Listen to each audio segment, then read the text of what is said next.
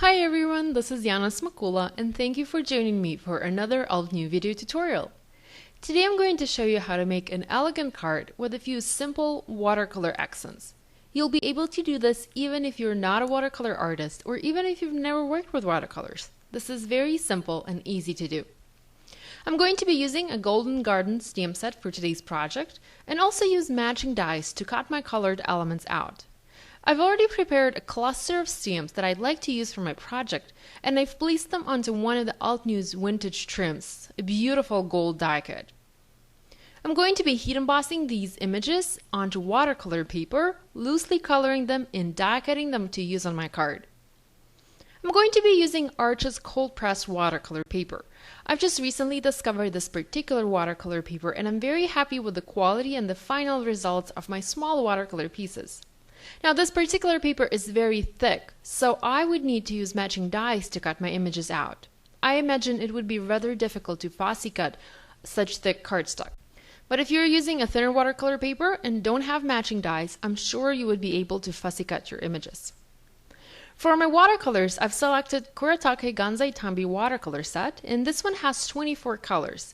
And I really like it mainly due to the fact that I don't have to do too much mixing to get the colors that I like. But again, you can use other watercolors for a project. Any watercolor medium and any watercolor paper should work just fine. So I'm going to start by heat embossing all of my images onto my watercolor paper. I need to prep the surface of my watercolor paper for heat embossing by using my anti-static powder pouch. This little thing does wonders in terms of keeping your heat embossed images looking clean and professional. Next, I'm using my Versamark ink and stamping all of my florals and leaves onto my watercolor paper. I'm using Hero Art's Satin Pearl White embossing powder just to have that a little bit of additional shimmer to my images. If you don't have this particular embossing powder, use white embossing powder. It will look just as pretty. So once I have all of my images heat embossed and I embossed one of each, I'm going to loosely watercolor them. I'm using round brush number 3 and simply adding a bit of color to my images. I am using a wet brush and picking up the color from my watercolor set and applying it onto my leaves of my first image. You can use whatever colors you like best to color these. I love to combine green, yellow, and blue, and since it's fall at the moment, I'm also constantly drawn to red and orange. Now this particular watercolor set gives an incredibly beautiful orange color when you mix red and yellow together. So this is what I'm going to do for my heat embossed branch. I've added yellow and now I'm using a smaller brush, brush number 2, and adding just touches of red to the tips of the images. Now with this particular watercolor paper, with Arch's watercolor paper, the paper kind of does a lot of work for you, so you don't really have to blend anything. The colors mix beautifully on their own. If you find that the colors are not mixing well on your paper, just come in with a brush and help them move a little bit on the paper.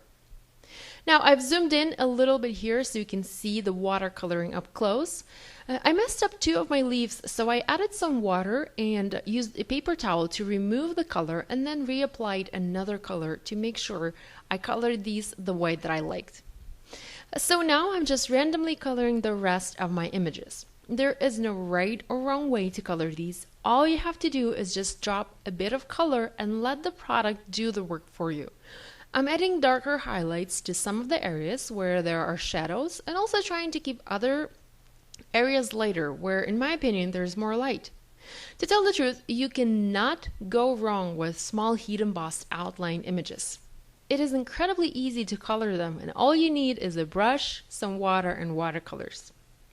So after my watercoloring was done, I grabbed matching dies and cut these images out using my die cutting machine. The next step for this card was to create a subtle stamped background.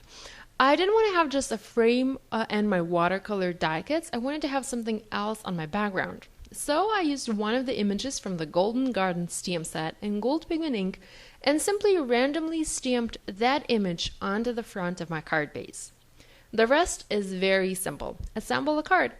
Now, I simply cannot do without some sort of dimension on my project, so I'm using foam adhesive squares here to adhere the gold frame onto my card base. I'm trying to adhere it in the center, and I'm using grid lines of my cutting mat to help me align everything and make sure it is adhered exactly in the center of my card base. Next, I'm using more foam adhesive squares and layering my watercolored and die-cut images on top. I'm adding some more dimension here to help these die cuts stand out and be more defined. This is just like making a bouquet. You play around with your flowers, figure out the best placement, and enjoy. I also need to add a sentiment to this card, and I've heat embossed a simple hello using gold embossing powder in Altenew's Label Love stamp set. I'm cutting it out using my scissors and going to foam mount it onto my card base, once again using foam adhesive so that I have that additional dimension. As the one last thing, I'm adding a little bit of natural twine to the stems of my flowers, tying a large bow, and also adding a few gold glitter enamel dots to complete this project. So here is a photo of a finished card and also a couple of close-up images for you to enjoy. Thank you so much for joining me. If you like this video and if you'd like to see more videos like this, please give it a thumbs up and be sure to subscribe to this YouTube channel for more inspiration. Thanks so much for watching. I'll see you next time. Bye!